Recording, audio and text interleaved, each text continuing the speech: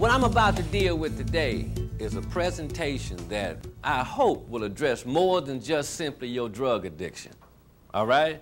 I'm aware of the fact that everybody in this room has experienced this one. Yeah, you remember that one real good, don't you? Okay? Now, let's understand something. I've experienced jail. I've also been involved in addiction, drug use, alcohol use for a long time. If I was to ask the question in this room, how old were you when you first lost your mind? All right? A lot of you guys would say somewhere between the ages of 8 and 16 years old. Am I right or wrong?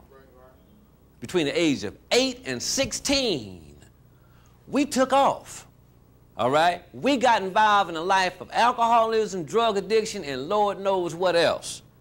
Some of us have been accused and maybe have even been close to, have thought that you were about to lose your mind. Have you ever felt that out in the streets? From getting high, using crack, drinking alcohol, that maybe possibly I'm about to go crazy. Okay? Another consequence, these are our consequences. Another consequence that goes with this one is being broke. Being broke.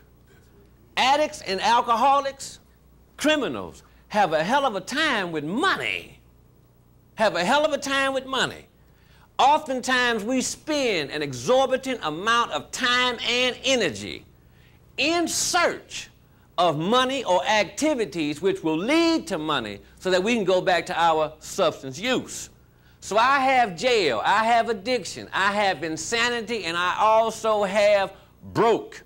But there's another one that you can receive, another consequence, and that one is death. Funny thing, from the age of 8 to 16 years old, a lot of you do not understand it, but you have had a preoccupation with death.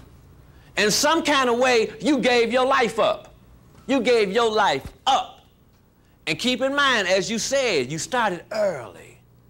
The question is, what's happening with a guy or an individual between the ages of 8 and 16 years of age that they have had enough of life and living to whereas now I'm in the mood for self-medication all the time. All the time. When I go back and rewind this tape, as many of you I hope will do, my first stop is with my family. My family.